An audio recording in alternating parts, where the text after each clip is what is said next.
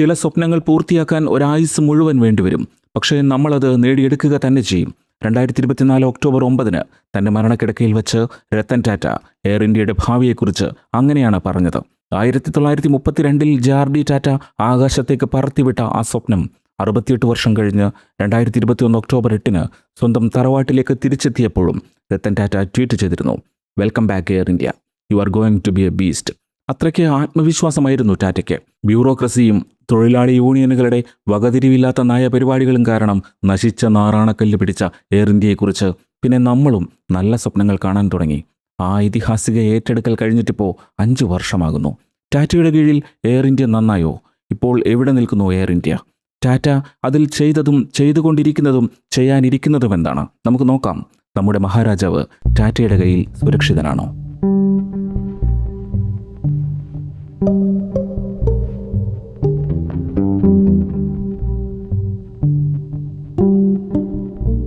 ആദ്യം India government ടാറ്റയ്ക്ക് എന്താണ് കൊടുത്തത് എന്ന് നോക്കണം. എന്നാലേ അവരെന്താണ് കൂടുതലായി ചേർത്തതെന്ന് കാണാനാകൂ. 2021 ഒക്ടോബർ 8 എയർ ഇന്ത്യയെ ഇന്ത്യ ഗവൺമെൻറ് ടാറ്റയുടെ കയ്യിൽ ഏൽപ്പിക്കുമ്പോൾ 68 വർഷം വിമാനം പറപ്പിച്ച് ആ കമ്പനി ഉണ്ടാക്കിയെടുത്ത കടം 61,562 കോടി രൂപയുടേതാണ്. അന്നൊക്കെ എല്ലാ ദിവസവും വൈകിട്ട് 6 മണിയാകുമ്പോൾ സർക്കാർ ട്രഷറിയിൽ നിന്ന് 20 കോടി രൂപ എയർ ഇന്ത്യയുടെ അക്കൗണ്ടുകളിലേക്ക് വീഴും, കടം വീട്ടാനും ചെലവ് നോക്കാനും. ഒരു ദിവസം 20 കോടി രൂപയുടെ ബാധ്യതയുണ്ടാക്കുന്ന എയർലൈൻ. 2022 എയർ ഇന്ത്യയുടെ കയ്യിൽ ആകെയുള്ളത് 121 വിമാനങ്ങൾ. എയർ ഇന്ത്യ എക്സ്പ്രസിൻ്റെ കയ്യിലുള്ള 24 ബോയിങ് 737 വിമാനങ്ങളും കൂട്ടിയാൽ ആകെ ഫ്ലീറ്റ് 145 വിമാനങ്ങൾ. ഇതിൽ 51 വിമാനങ്ങൾ പറന്നിട്ട് 3 വർഷത്തിന് മുകളിലായിരുന്നു. അതൊക്കെ വെയിലും മഴയും കൊണ്ട് ഏതൊക്കെയോ വിമാനത്താവളങ്ങളിലും ഹാങ്ങറുകളിലും വിശ്രമിക്കുന്നു. അതായത് 2021 ഫോർമാലിറ്റികളെല്ലാം കഴിഞ്ഞ് 2022 ടാറ്റ സർവീസ് നടത്താനെത്തിയപ്പോൾ പറക്കുന്ന വിമാനങ്ങളുടെ എണ്ണം 70-ൽ താഴെ മാത്രം. ആ വിമാനങ്ങളിൽ തന്നെ 80%-നും ഇന്ത്യൻ എയർ സ്പേസ് വിട്ടുപോകാനുള്ള ക്വാളിറ്റി ഇല്ലാത്ത അവസ്ഥയാണ്. യൂറോപ്യൻ ഏവിയേഷൻ സ്റ്റാൻഡേർഡ്സ് എന്താണെന്ന് എയർ ഇന്ത്യ കണ്ടിട്ടുകൂടിയില്ല. പിന്നെ ആ സ്ഥാപനത്തെ ദയനീയാവസ്ഥയിലെത്തിച്ച കഥയിലെ യഥാർത്ഥ ഹീറോകളായ ജീവനക്കാർ ഒരു വലിയ മാറാപ്പായി അവിടെ തന്നെ ഉണ്ട്. ടാറ്റ ഏറ്റെടുക്കുന്ന കാലത്ത് എയർ ഇന്ത്യയിലെ ആകെ സ്റ്റാഫിൻ്റെ എണ്ണം 12,085. ഇതിൽ 8,084 പേർ പെർമനൻ്റ് സ്റ്റാഫാണ്, 4,001 പേർ കരാർ തൊഴിലാളികളും. എയർ ഇന്ത്യ എക്സ്പ്രസിൽ 1,434 ജീവനക്കാരുണ്ടായിരുന്നു. ഇവർക്കെല്ലാം കൂടി എയർ ഇന്ത്യയിൽ അക്കാലത്തുള്ളത് 16 തൊഴിലാളി യൂണിയനുകൾ. അത് മുറയ്ക്ക് നടന്നിരുന്നു. പിന്നെ മധ്യേഷ്യയിലെ പഴയ സോവിയറ്റ് എയർലൈനുകൾ കഴിഞ്ഞാൽ ലോകത്തിൽ ഏറ്റവും അധികം പ്രായക്കൂടുതലുള്ള സ്റ്റാഫ് അക്കാലത്ത് എയർ ഇന്ത്യയിലാണ്. 48% പേരും 50 വയസ്സിന് മുകളിലുള്ളവർ. പൈലറ്റുമാരുടെ കാര്യം എടുത്തു പറയണം. എയർ ഇന്ത്യ ടാറ്റയ്ക്ക് കൊടുക്കുമ്പോൾ ഇന്ത്യ ഗവൺമെൻറ് അതിൻ്റെ 1,600ഓളം പൈലറ്റുമാരെയും ചേർത്താണ് കൊടുത്തത്. ആ കമ്പനിയേക്കാൾ വലിയ ബാധ്യതയാണ് ഈ 1,600 പൈലറ്റുമാർ. കാരണം കൊമേഴ്സ്യൽ പൈലറ്റ് ലൈസൻസ് ഉണ്ടെങ്കിലും ഇവരിൽ പകുതിയോളം പേർക്കും പറക്കാനുള്ള അനുമതി ഉണ്ടായിരുന്നില്ല. ലൈസൻസ് പുതുക്കുന്നതിനുള്ള റീകമാൻഡ് ട്രെയിനിങ്ങുകളും സിമുലേറ്റർ ട്രെയിനിങ്ങുകളും കൊടുക്കാൻ എയർ ഇന്ത്യക്ക് പണമില്ല. അതുകൊണ്ട് ജനങ്ങളുടെ സുരക്ഷ പരിഗണിച്ച് ഈ പൈലറ്റുമാരോട് നിങ്ങളിനി വിമാനം പറപ്പിക്കണ്ട, ശമ്പളം കൃത്യമായി വീട്ടിലെത്തിക്കാമെന്ന് director general of civil aviation വിലക്കിയിരുന്നു. 70 വിമാനങ്ങൾ പറപ്പിക്കാൻ അപ്പോഴുണ്ട് എയർ ഇന്ത്യക്ക് ആക്റ്റീവ് സർവീസിലുള്ള 1,100 പൈലറ്റുമാർ. പിന്നെ വെറുതെ ഇരുന്ന് ശമ്പളം വാങ്ങുന്ന 500-ലേറെ പൈലറ്റുമാർ വേറെയും. അന്നത്തെ എയർ ഇന്ത്യ വീരഗാഥകൾ ഇനിയും പറയാൻ നിന്നാൽ വീഡിയോ മണിക്കൂർ കണക്കിന് നീളും. ബാക്കിയുള്ളതെല്ലാം ഈ സ്റ്റാൻഡേർഡ് അനുസരിച്ച് ഊഹിച്ചാൽ മതി. ഇതാണ് 2022 ബേസിക് പിക്ചർ. അതായിരുന്നു ടാറ്റയ്ക്ക് കിട്ടിയ എയർ ഇന്ത്യ എന്ന വെള്ളാന. ജനങ്ങളുടെ ട്രഷറി തുരന്ന് തിന്നിരുന്ന മുടിയനായ പുത്രനെ കേന്ദ്ര സർക്കാർ ടാറ്റയുടെ തലയിൽ കെട്ടിവച്ച കാലത്തെ മഹാരാജ സർവീസ്. ഈ മാറാപ്പാണ് ടാറ്റയ്ക്ക് ക്ലിയർ ചെയ്യാനുണ്ടായിരുന്നത്. അവർ ആദ്യം മുതലേ തുടങ്ങി. ആദ്യം പണപ്പെട്ടി വൃത്തിയാക്കാൻ ആരംഭിച്ചു. എയർ ഇന്ത്യയുടെ ആകെ കടത്തിൽ 15,300 കോടി രൂപ മാത്രമാണ് ടാറ്റ ഗ്രൂപ്പ് ഏറ്റെടുത്തത്. ബാക്കി 46,262 കോടി രൂപയുടെ കടബാധ്യതയും വായ്പകളും കേന്ദ്ര സർക്കാർ രൂപീകരിച്ച air India asset holdings limited എന്ന പ്രത്യേക കമ്പനിയിലേക്ക് മാറ്റി. അത് പിന്നീട് നമ്മളാണ് അടച്ചു തീർത്തത്, നമ്മുടെ നികുതിപ്പണം കൊണ്ട്. കാലിയായ പെട്ടിയിലേക്ക് കാശ് വീഴണമെങ്കിൽ ആദ്യം വിമാനങ്ങൾ പറക്കണം. ഓരോ വിമാനവും പരമാവധി സമയവും ആകാശത്തുണ്ടാകണം. അതിന് 1-കിട ടീം വേണം. അന്ന് ടാറ്റ സൺസിൻ്റെ ചെയർമാനായിരുന്ന നടരാജൻ ചന്ദ്രശേഖരൻ അതിന് പറ്റിയ ആളുകളെയാണ് ഒന്നിച്ചു കൂട്ടിയത്. CEO ആയി ക്യാമ്പൽ വിൽസനെ കൊണ്ടുവന്നു. സിംഗപ്പൂർ എയർലൈൻസിൻ്റെ ലോ കോസ്റ്റ് കാരിയർ സ്കൂട്ടിനെ ഉയരങ്ങളിലേക്ക് പറപ്പിച്ചു വിട്ട അതേ ക്യാമ്പൽ വിൽസൺ. അദ്ദേഹത്തിൻ്റെ കീഴിൽ നല്ലൊരു ടീമിനെ സെറ്റ് ചെയ്തു. ഫിനാൻസ് റെഡിയാക്കാൻ ബാങ്ക് ഓഫ് അമേരിക്ക മെറിൽ ലിഞ്ചിലെ ഫിനാൻഷ്യൽ സ്ട്രാറ്റജിസ്റ്റ് നിപുൺ അഗർവാൾ. പൈലറ്റുമാരെ നടപടിപ്പിക്കാൻ ചീഫ് ഓപ്പറേറ്റിംഗ് ഓഫീസറായി ബ്രിട്ടീഷ് എയർവേസിൻ്റെ മുൻ CEO ക്ലോസ് ഗോറിഷ്.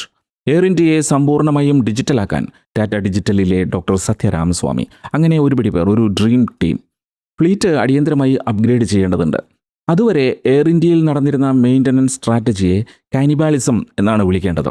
സ്പെയർ പാർട്സ് വാങ്ങാൻ കാശില്ലാതാകുമ്പോൾ മറ്റൊരു വിമാനത്തിൽ നിന്ന് തൽക്കാലത്തേക്ക് അഴിച്ചു മാറ്റി സംഘടിപ്പിക്കുന്ന രീതി. അഴിച്ചെടുക്കപ്പെട്ട വിമാനം പിന്നെ നിലത്തു നിന്ന് പൊങ്ങില്ല, നമ്മുടെ KSRTC പോലെ. ഈ രീതി ടാറ്റ അടിയന്തരമായി നിർത്തിച്ചു. എന്നാലും ഫ്ലീറ്റ് മെനയാകുന്നുണ്ടായിരുന്നില്ല. പുതിയ വിമാനങ്ങളല്ലാതെ വേറെ പോംവഴിയില്ലെന്ന് കണ്ടപ്പോൾ 2023 എയർ ഇന്ത്യ ആഗോള വ്യോമയാന ചരിത്രത്തിലെ തന്നെ ഏറ്റവും വലിയ വിമാന ഓർഡറുകളിലൊന്ന് പ്രഖ്യാപിച്ചു.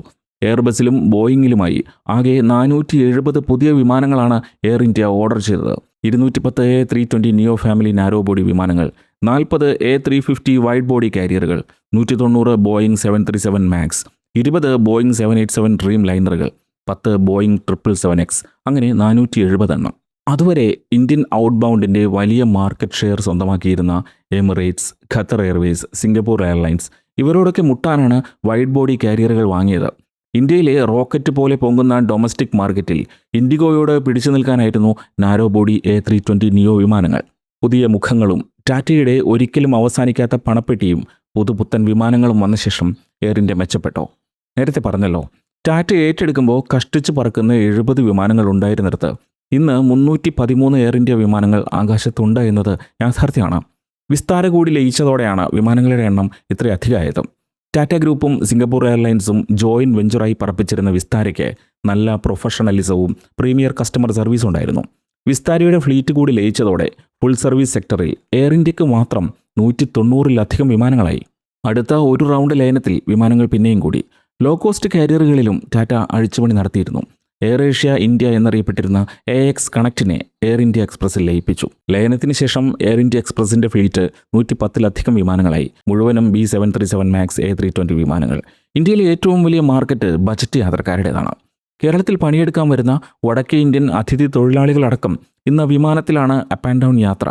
ഈ മേഖലയിൽ ഇൻഡിഗോയുടെ ആധിപത്യം തകർക്കാനാണ് ടാറ്റ ലയനങ്ങൾ നടത്തി വിമാനങ്ങളുടെ എണ്ണം കൂട്ടിയത്. എയർ ഇന്ത്യ എക്സ്പ്രസ് ഗൾഫ് റൂട്ടുകളിൽ ശ്രദ്ധിച്ചപ്പോൾ AX കണക്റ്റിൻ്റെ വരവോടെ ഇന്ത്യയിലെ മെട്രോ, നോൺ മെട്രോ നഗരങ്ങളിലേക്കുള്ള ബജറ്റ് സർവീസുകളിലും തിരക്കായി. ടാറ്റ വന്നപ്പോൾ വിമാനങ്ങളുടെ എണ്ണം കൂടി എന്നത് ശരിയാണ്. എയർ ടൈം എഫിഷ്യൻസിയും മെച്ചപ്പെട്ടു. അതിനനുസരിച്ച് കസ്റ്റമർ സർവീസ് മെച്ചപ്പെട്ടിട്ടുണ്ടോ? അതും നോക്കണമല്ലോ. 2021 ടാറ്റ ഗ്രൂപ്പ് ഏറ്റെടുക്കുന്നതിന് തൊട്ടു മുമ്പ് ലോകത്തിലെ ഏറ്റവും മികച്ച 100 എയർലൈനുകളുടെ സ്കൈ ട്രാക്സ് പട്ടികയിൽ എയർ ഇന്ത്യയുടെ സ്ഥാനം 94ആണ്. 100 എയർലൈനുകളിൽ 94-ാം സ്ഥാനം. സേവനത്തിലും വിമാനങ്ങളുടെ ഗുണനിലവാരത്തിലും ഒരു നാഷണൽ കാരിയർ 3 സ്റ്റാർ എയർലൈൻ റേറ്റിംഗിലേക്ക് താഴുന്നതും ഇന്ത്യക്കാരൻ കണ്ടു.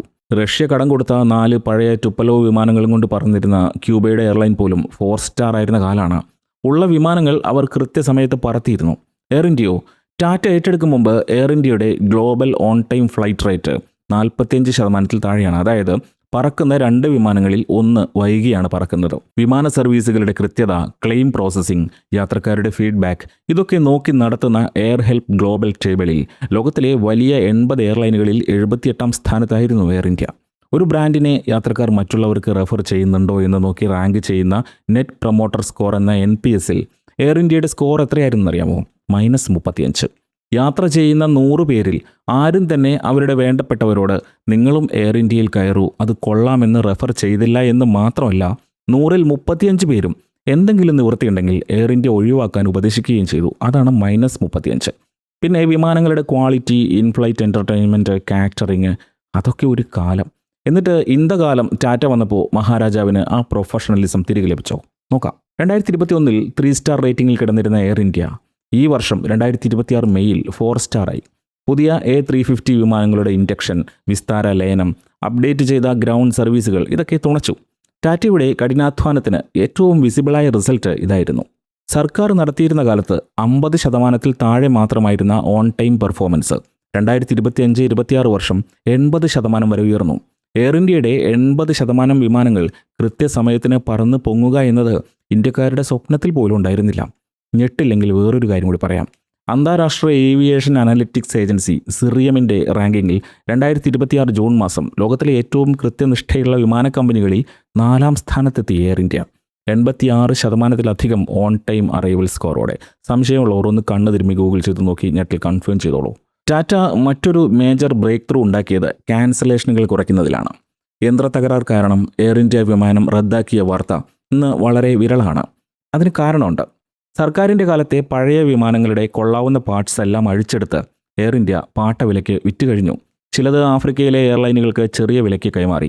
കുറേ വിമാനങ്ങൾ അമേരിക്കയിൽ നിന്ന് പാട്ടത്തിനെടുത്തതാണ്. അത് കരാർ പുതുക്കാതെ തിരിച്ചു കൊടുത്തു. പഴയ 20ഓളം ബോയിങ് 777, ബോയിങ് 787 ഡ്രീം ലൈനർ വിമാനങ്ങൾ സിംഗപ്പൂരിലെ SIA എഞ്ചിനീയറിംഗ് കമ്പനിയുടെ ഹാങ്ങറുകളിലേക്ക് അയച്ചു. സിംഗപ്പൂർ എയർലൈൻസിൻ്റെ സഹോദര സ്ഥാപനമാണിത്. അവിടെ ഈ വിമാനങ്ങൾ അഴിച്ചു പണിതു. പഴയ മൂട്ട സീറ്റുകളും ഇൻറ്റീരിയറും ഇൻഫ്ലൈറ്റ് എൻ്റർടൈൻമെൻറ്റ് സിസ്റ്റവും എല്ലാം മാറ്റി.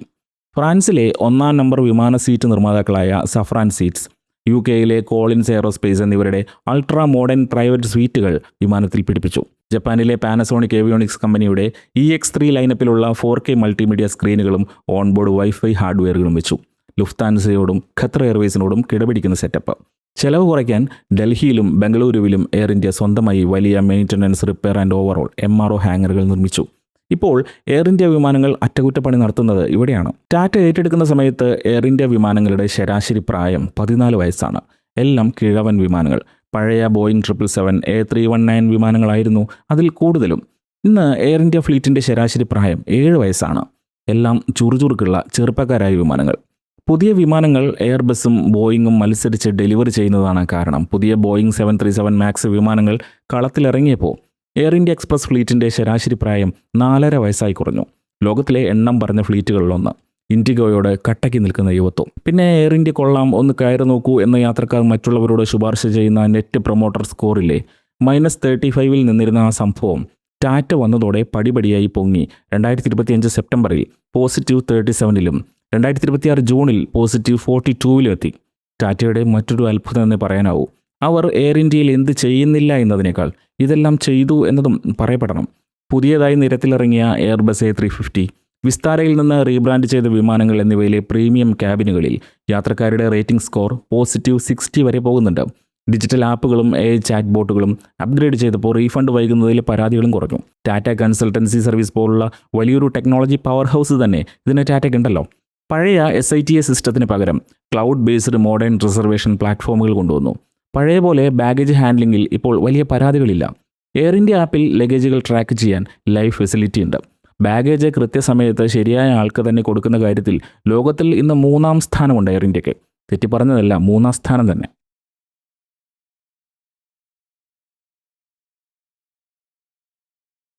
ഇതെല്ലാം ടാറ്റ ഒറ്റയ്ക്ക് സാധിച്ചതല്ല. എയർ ഇന്ത്യയെ എഴുന്നേൽപ്പിച്ച് നിർത്തുന്നതിൽ ടാറ്റയ്ക്കൊപ്പം കൈമെയ് മറന്ന് കൂടെയുണ്ട് സിംഗപ്പൂർ എയർലൈൻസ്. വിസ്താര നടത്തിയിരുന്നത് ടാറ്റയും സിംഗപ്പൂർ എയർലൈൻസും ഒരുമിച്ചാണല്ലോ. വിസ്താര എയർ ഇന്ത്യയെ ലയിപ്പിച്ചപ്പോൾ പകരം എയർ ഇന്ത്യ ഗ്രൂപ്പിൽ സിംഗപ്പൂർ എയർലൈൻസിന് 25.1% ഓഹരി വിഹിതം കിട്ടി. ലോകത്തിലെ ഏറ്റവും മികച്ച എയർലൈനാണ് സിംഗപ്പൂർ എയർലൈൻസ്. അവരുമായുള്ള പങ്കാളിത്തം എയർ ഇന്ത്യക്ക് technology, pilot training, quality management ഇതിലൊക്കെ എഡ്ജ് കൊടുത്തു. സ്റ്റാർ അലയൻസ് മെമ്പറായ എയർ ഇന്ത്യക്കും സിംഗപ്പൂർ എയർലൈൻസിനും കോഡ് ഷെയറിങ്ങിലൂടെ കൂടുതൽ ഡെസ്റ്റിനേഷനുകളിലേക്ക് കണക്ടിവിറ്റി നൽകാൻ പറ്റി. ഇന്നിപ്പോൾ എയർ ഇന്ത്യയും സിംഗപ്പൂർ എയർലൈൻസും ഗ്ലോബൽ ഏവിയേഷനിൽ അറിയപ്പെടുന്നത് ഏഷ്യൻ ബ്രദേഴ്സ് എന്നാണ്. അത്രയ്ക്കുണ്ട് അവരുടെ സഹകരണം. വിശ്വാസം തിരികെ വന്നപ്പോൾ യാത്രക്കാരും തിരിച്ചു വന്നു. ടാറ്റ വാങ്ങിയ ശേഷം എയർ ഇന്ത്യയിൽ യാത്രക്കാരുടെ എണ്ണത്തിൽ വലിയ വർധനമാണ് ഉണ്ടായത്. ടാറ്റ ഏറ്റെടുക്കുമ്പോൾ എയർ ഇന്ത്യയുടെ ഡൊമസ്റ്റിക് മാർക്കറ്റ് ഷെയർ വെറും 9.4% മാത്രമായിരുന്നു. വിസ്താര, എയർ ഏഷ്യ ഇന്ത്യ ലയനത്തോടെ എയർ ഇന്ത്യ ഗ്രൂപ്പിൻ്റെ ഡൊമസ്റ്റിക് മാർക്കറ്റ് ഷെയർ 28% കൂടി. ഇൻഡിഗോ കഴിഞ്ഞാൽ ഇന്ത്യയിലെ 2ാമത്തെ വലിയ വ്യോമയാന ഗ്രൂപ്പ്. ഇൻ്റർനാഷണൽ മാർക്കറ്റ് ഷെയറിലും വർധനവുണ്ടായി. ഇന്ത്യയിൽ നിന്നുള്ള അന്താരാഷ്ട്ര സർവീസുകളിൽ ഇന്ത്യൻ കാരിയറുകളിൽ ഏറ്റവും ഉയർന്ന മാർക്കറ്റ് ഷെയർ ഇപ്പോൾ എയർ ഇന്ത്യക്കാണ്, 22%. എയർ ഇന്ത്യ ഗ്രൂപ്പ് 2025 4.5 കോടിയോളം യാത്രക്കാരെയാണ് ലക്ഷ്യസ്ഥാനങ്ങളിൽ എത്തിച്ചത്. ഈ 4.5 കോടി പേരിൽ ലക്ഷ്യസ്ഥാനത്ത് എത്താതെ പോയ ചിലരുണ്ടായിരുന്നു. കൃത്യമായി പറഞ്ഞാൽ 260 പേർ. അഹമ്മദാബാദിലുണ്ടായ AI-171 വിമാന ദുരന്തത്തിൽ കൊല്ലപ്പെട്ടത് 260 പേരായിരുന്നു. ഒരു വിമാന കമ്പനിയുടെ ഏറ്റവും വലിയ ആസ്തിയും മൂല്യവും കണക്കാക്കുന്നത് വില കുറഞ്ഞ ടിക്കറ്റുകളിലോ പ്രീമിയം സൗകര്യങ്ങളിലോ അല്ല. അത് എത്ര കാലം അപകടമില്ലാതെ ആകാശത്തുണ്ടായിരുന്നു എന്ന ട്രാക്ക് റെക്കോർഡാണ് കാര്യം. യാത്രക്കാർ ഏറ്റവും അധികം വില കൊടുക്കുന്നതും അതിനാണ്. ഇന്ത്യൻ സർക്കാർ പറത്തിയിരുന്ന കാലത്ത് 68 വർഷം കൊണ്ട് എയർ ഇന്ത്യ അപകടങ്ങളിൽ 871 പേർ കൊല്ലപ്പെട്ടിട്ടുണ്ട്. കനിഷ്ക ദുരന്തവും എംപറർ അശോക അപകടവും മംഗലാപുരം ആക്സിഡന്റും കരിപ്പൂർ വിമാനാപകടവും ഒന്നും മറക്കാനാവില്ല. സർക്കാരിൻ്റെ കയ്യിലായിരുന്നപ്പോൾ, പ്രത്യേകിച്ച് 2000-ന് ശേഷമുള്ള അവസാന 2 പതിറ്റാണ്ടുകളിൽ എയർ ഇന്ത്യയുടെ ആഗോള സേഫ്റ്റി റാങ്കിങ്ങും സുരക്ഷാ നിലവാരവും വളരെ പരിതാപകരമായ അവസ്ഥയിലായി. കഴിയുമെങ്കിൽ അതിൽ യാത്ര ചെയ്യാതിരിക്കുക എന്ന വാണിങ്ങോടെയാണ് എയർ ഇന്ത്യയെക്കുറിച്ച് ലോകം പറഞ്ഞിരുന്നത്. ജർമ്മനിയിലെ jet airliner crash data evaluation സെന്ററിന്റെ ഗ്ലോബൽ സേഫ്റ്റി ഇൻഡെക്സിൽ ലോകത്തിലെ ഏറ്റവും അപകടം പിടിച്ച വിമാന കമ്പനികളുടെ കൂട്ടത്തിലായിരുന്നു എയർ ഇന്ത്യ. 2010-ലെ മംഗലാപുരം ദുരന്തത്തിന് ശേഷം 2011-13 കാലത്ത് വിമാന കമ്പനികളുടെ സുരക്ഷാ പട്ടികയിൽ എയർ ഇന്ത്യ 59-ാം സ്ഥാനത്തായി. ഗ്ലോബൽ ഏവിയേഷൻ സേഫ്റ്റി റേറ്റിംഗ് ഏജൻസിയായ airlineratings.com നൽകുന്ന 7 സ്റ്റാർ സേഫ്റ്റി ഇൻഡെക്സിൽ 2021-ൽ എയർ ഇന്ത്യക്ക് കിട്ടിയത് 3 സ്റ്റാർ ആണ്. Emirates, Singapore airlines, Qatar airways, Lufthansa ഒക്കെ 7-ൽ 7 സ്റ്റാറും സ്വന്തമാക്കിയപ്പോഴാണ് നമ്മുടെ മഹാരാജാവിനെ അവർ ആകാശത്തെ മരണദൂതനായി അടയാളപ്പെടുത്തിയത്. 2014-ൽ US ഫെഡറൽ ഏവിയേഷൻ അഡ്മിനിസ്ട്രേഷൻ ഇന്ത്യയുടെ സിവിൽ ഏവിയേഷൻ സംവിധാനത്തെ കാറ്റഗറി 2-ലേക്ക് തരം താഴ്ത്തിയിരുന്നു. ഇന്ത്യയിലെ വിമാനങ്ങളുടെ മെയിൻ്റനൻസും സുരക്ഷാ ഓഡിറ്റുകളും മോശമായതാണ് കാരണം. ഇതിലെ പ്രധാന കുറ്റവാളിയും എയർ ഇന്ത്യയായിരുന്നു. ടാറ്റ പണിയെടുത്തപ്പോൾ റിസൾട്ട് ഉണ്ടായി. ഓരോ വർഷവും റാങ്കിംഗ് മെച്ചപ്പെടുത്തി. 2025 ജനുവരിയിൽ സേഫ്റ്റി റാങ്കിങ്ങിൽ 7-ൽ 6 സ്റ്റാറും നേടി എയർ ഇന്ത്യ. പക്ഷേ ആഘോഷം ഏറെ നീണ്ടില്ല. 5 മാസം കഴിഞ്ഞാണ് അഹമ്മദാബാദിലെ ദുരന്തം ഉണ്ടാകുന്നത്. 2025 ജൂൺ 12-ന് അഹമ്മദാബാദിൽ നിന്നും ലണ്ടൻ ഗാറ്റ്വിക്കിലേക്ക് പറന്ന A171 Boeing 787 class 8 dream liner വിമാനം 40 സെക്കൻഡ് പറന്ന ശേഷം ആൾട്ടിറ്റ്യൂഡ് നഷ്ടപ്പെട്ട് BJ മെഡിക്കൽ കോളേജ് ഹോസ്റ്റലിലേക്ക് ഇടിച്ചു കയറി. 230 യാത്രക്കാരും 12 ക്രൂ മെമ്പേഴ്സും ഹോസ്റ്റലിൽ ഉണ്ടായിരുന്ന 19 പേരും ദാരുണമായി കൊല്ലപ്പെട്ടു. 11A സീറ്റിലെ ഒരൊറ്റ യാത്രക്കാരൻ മാത്രമാണ് രക്ഷപ്പെട്ടത്. ടേക്ക് ഓഫിന് തൊട്ടു പിന്നാലെ കോക്പിറ്റിലെ ഫ്യൂവൽ കൺട്രോൾ സ്വിച്ചുകൾ ഡിസ്കണക്റ്റായി എഞ്ചിനുകളിലേക്ക് ഫ്യൂവൽ എത്താതിരുന്നതാണ് കാരണം. തൊട്ടടുത്ത മാസം സേഫ്റ്റി ഇൻഡെക്സിൽ പഴയ 3 സ്റ്റാറിലേക്ക് തിരികെ എത്തിയ എയർ ഇന്ത്യ. നിലവിൽ സേഫ്റ്റിയുടെ കാര്യത്തിൽ ലോകത്തിലെ വിമാന കമ്പനികളുടെ റാങ്കിങ്ങിൽ ബോട്ടം 10-ലാണവർ. അവസാന 10-ൽ 3 വർഷത്തിനുള്ളിൽ 7-ൽ 7 സ്റ്റാർ നേടി തങ്ങൾ തിരിച്ചു വരുമെന്നാണ് ടാറ്റയുടെ പ്രഖ്യാപനം. അതിനിടയിലാണ് ഫുക്കറ്റ് ഫ്ലൈറ്റിലെ ചില ജോയിൻ വീരന്മാരായ പൈലറ്റുമാരുടെ നെഞ്ചുകലക്കൽ. ഇനി ഫ്യൂസലാജിൽ ആവശ്യത്തിന് കുളിർമഴ പെയ്യുന്നുണ്ടോ എന്ന് നോക്കാം. എക്കാലത്തും എയർ ഇന്ത്യ സ്റ്റാഫിനെ കുറിച്ച് പരാതികൾ ഉണ്ടായിട്ടുണ്ട്. വളരെ റൂഡായ സ്വഭാവം, വിവരങ്ങൾ നിഷേധിക്കൽ, അങ്ങനെ പലതും. പിന്നെ ഓൺബോർഡ് ക്രൂവിൻ്റെ പ്രായക്കൂടുതൽ വരെ വിമർശനത്തിന് കാരണമായി. ഇപ്പോൾ പക്ഷേ കാര്യങ്ങൾ മാറിയിട്ടുണ്ട് കേട്ടോ. കണ്ണിന് കുളിർമ നൽകുന്ന കാര്യങ്ങളാണ് എയർ ഇന്ത്യ വിമാനങ്ങളിലുള്ളത്. എയർ ഇന്ത്യയിലെ ക്യാബിൻ ക്രൂവിൽ വലിയൊരു തലമുറ മാറ്റം സംഭവിച്ചു. ടാറ്റ ഏറ്റെടുത്ത ഉടൻ 45 വയസ്സ് കഴിഞ്ഞ ജീവനക്കാർക്കായി മൾട്ടിപ്പിൾ വോളണ്ടറി റിട്ടയർമെൻറ്റ് സ്കീം നടപ്പാക്കി. പകരം 1500-ഓളം ചെറുപ്പക്കാരായ ചുറുചുറുക്കുള്ള ക്യാബിൻ ക്രൂ അംഗങ്ങളെ നിയമിച്ചു. വിസ്താര എയർ ഇന്ത്യയിൽ പൂർണ്ണമായി ലയിച്ചപ്പോൾ അവിടെ ഉണ്ടായിരുന്ന സിംഗപ്പൂരിൽ പ്രൊഫഷണൽ ട്രെയിനിങ് കിട്ടിയ യുവ ജീവനക്കാരും എയർ ഇന്ത്യയുടെ ഭാഗമായി. പരമ്പരാഗത സാരിയിൽ നിന്ന് മനീഷ് മൽഹോത്ര ഡിസൈൻ ചെയ്ത പുതിയ യൂണിഫോമിലേക്ക് ജീവനക്കാർ മാറിയപ്പോൾ ബ്രാൻഡിൻ്റെ ലുക്കും വേറെ ലെവലായി. ട്രോളുകളുണ്ട്, അത് വേറെ കാര്യം. ബ്രാൻഡിൻ്റെ മുഖമായ ജീവനക്കാരുടെ മോശം പെരുമാറ്റം എന്ന പേരുദോഷം മാറ്റാൻ ടാറ്റ ഏറ്റവും വലിയ നിക്ഷേപം നടത്തിയത് ട്രെയിനിങ്ങിലാണ്. ഗുരുഗ്രാമിൽ കൂറ്റൻ സിമുലേറ്ററുകളും ഇൻഫ്ലൈറ്റ് സർവീസ് മോക്കപ്പുകളുമുള്ള അത്യാധുനിക ട്രെയിനിങ് അക്കാഡമി സ്ഥാപിച്ചു. പുതിയവർക്കും പഴയവർക്കും കസ്റ്റമർ റിലേഷൻസ്, പെരുമാറ്റച്ചട്ടങ്ങൾ, ഇൻ്റർനാഷണൽ ഏവിയേഷൻ ഹോസ്പിറ്റാലിറ്റി, ഇതിലൊക്കെ പരിശീലനം നിർബന്ധമാക്കി. എയർ ഇന്ത്യയുടെ ഇൻഫ്ലൈറ്റ് കാറ്ററിംഗ് മുൻപത്തേക്കാൾ മെച്ചപ്പെട്ടിട്ടുണ്ട്. ടാറ്റയുടെ തന്നെ ഇൻഫ്ലൈറ്റ് കാറ്ററിംഗ് സർവീസായ താജ് സാറ്റ്സ് ഗ്ലോബൽ കാറ്ററിംഗ് കമ്പനികളുമായി സഹകരിച്ച് ഗോർമെറ്റ് ഡൈനിങ് അനുഭവമാണ് ഇപ്പോൾ ഒരുക്കുന്നത്. ഇന്ത്യൻ, വെസ്റ്റേൺ വിഭവങ്ങളുടെ എക്സ്റ്റൻഡഡ് മെനു ഫുൾ സർവീസ് ഫ്ലൈറ്റുകളിൽ വിളമ്പുന്നു. സ്കൈട്രാക്സിൻ്റെ കാറ്ററിംഗ് റാങ്കിങ്ങിൽ സൗത്ത് ഏഷ്യ സെക്ടറിൽ 3-ാം സ്ഥാനത്തുണ്ട് ഇപ്പോൾ എയർ ഇന്ത്യ. പുതിയ എയർബസ് A350 വിമാനങ്ങളിൽ യാത്ര ചെയ്തവർ നല്ല ഫീഡ്ബാക്ക് നൽകുന്നു. ഡയറക്റ്റ് അയൽ ആക്സസ് ഉള്ള ബിസിനസ് ക്ലാസ് സീറ്റുകൾ, മോഡേൺ IFE സ്ക്രീനുകൾ, പ്ലസന്റ് ക്യാബിൻ, ഇതൊക്കെ പ്ലസ് പോയിന്റുകളാണ്. ടാറ്റ ഏറ്റെടുത്ത ശേഷം എയർ ഇന്ത്യയുടെ റൂട്ട് നെറ്റ്വർക്കിലും വലിയ വികസനം ഉണ്ടായി. ഡൽഹിയിൽ നിന്നും, മുംബൈയിൽ നിന്നും, ബംഗളൂരുവിൽ നിന്നും അമേരിക്കയിലേക്കും യൂറോപ്പിലേക്കും ഓസ്ട്രേലിയയിലേക്കും നോൺ സ്റ്റോപ്പ് സർവീസുകൾ ആരംഭിച്ചു. അമൃത്സർ, അഹമ്മദാബാദ്, ഗോവ, കൊച്ചി തുടങ്ങിയ നഗരങ്ങളിൽ നിന്ന് ലണ്ടൻ ഗാറ്റ്വിക്കിലേക്ക് നേരിട്ടുള്ള സർവീസുകൾ തുടങ്ങി. ഇതിൽ കൊച്ചി പിന്നീട് നിർത്തലാക്കി. അല്ലെങ്കിലും അന്നും ഇന്നും കേരളത്തോടെ എയർ ഇന്ത്യക്ക് ചിറ്റമനയം തന്നെയാണ്. ഡൊമസ്റ്റിക്കിൽ പ്രധാന മെട്രോ നഗരങ്ങളെ ബന്ധിപ്പിക്കുന്ന ഫ്ലൈറ്റുകളുടെ എണ്ണം ഇരട്ടിയായി. നോൺ മെട്രോ നഗരങ്ങളെയും വിനോദസഞ്ചാര കേന്ദ്രങ്ങളെയും ബന്ധിപ്പിച്ച് എയർ ഇന്ത്യ എക്സ്പ്രസ് നിരവധി പുതിയ റൂട്ടുകൾ ആരംഭിച്ചു. ഡൊമസ്റ്റിക്കിലും ഇൻ്റർനാഷണലിലുമായി 50-ലധികം പുതിയ റൂട്ടുകളാണ് ടാറ്റയുടെ കീഴിൽ എയർ ഇന്ത്യ ഗ്രൂപ്പ് കൂട്ടിച്ചേർത്തത്.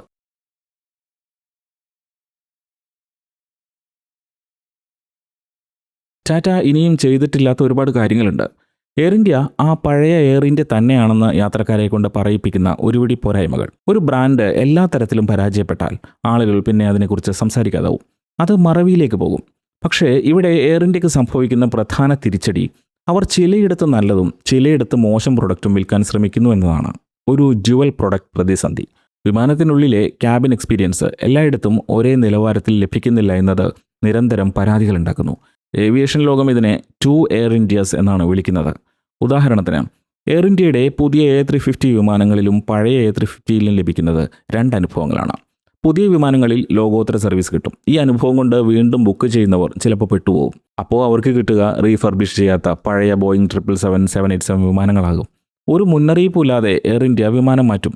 ഒന്നിനും കൊള്ളാത്ത തകരാറിലായ സീറ്റുകളും പ്രവർത്തിക്കാത്ത IFE സ്ക്രീനും പൊളിഞ്ഞ ടെർമിനലുകളും രണ്ടാംകിട ലോഞ്ചുകളുമാകും കിട്ടുക. പഴയ വിമാനങ്ങളുടെ സീറ്റുകളും ഇൻറ്റീരിയറുകളും പെട്ടെന്ന് മാറ്റി പുത്തനാക്കുമെന്ന് ടാറ്റ പ്രഖ്യാപിച്ചിരുന്നെങ്കിലും സീറ്റ് ഉൽപ്പാദകരായ സഫ്രാനും കോളിൻസ് എയ്റോസ്പേസും മിക്കപ്പോഴും അവരുടെ ഡെഡ് ലൈൻ തെറ്റിക്കും. സീറ്റുകൾ കൃത്യസമയത്ത് കിട്ടില്ല. അത് ഒരേ ബ്രാൻഡിന് 2 തരം സർവീസ് എന്ന ദുരന്തത്തിലെത്തിക്കും. പ്രീമിയം സീറ്റ് ബുക്ക് ചെയ്ത് ബിസിനസ് ക്ലാസ് ടിക്കറ്റ് എടുക്കുന്ന യാത്രക്കാർക്ക് പലപ്പോഴും പഴകിയ സീറ്റുകളിൽ യാത്ര ചെയ്യേണ്ടി വരും. ഇക്കാര്യത്തിൽ സോഷ്യൽ മീഡിയയിൽ ഇപ്പോഴും എയർ ഇന്ത്യക്കെതിരെ ട്രോൾ കൊടുങ്കാറ്റുണ്ടാകുന്നു. അതിനു പുറമെയാണ് ഇപ്പോഴും നേരിടുന്ന തുടർച്ചയായ പ്രവർത്തന നഷ്ടം. ഏറ്റെടുക്കലിന് ശേഷം എയർ ഇന്ത്യയുടെ പണച്ചോർച്ച പൂർണ്ണമായും അടയ്ക്കാൻ ടാറ്റയ്ക്ക് കഴിഞ്ഞിട്ടില്ല.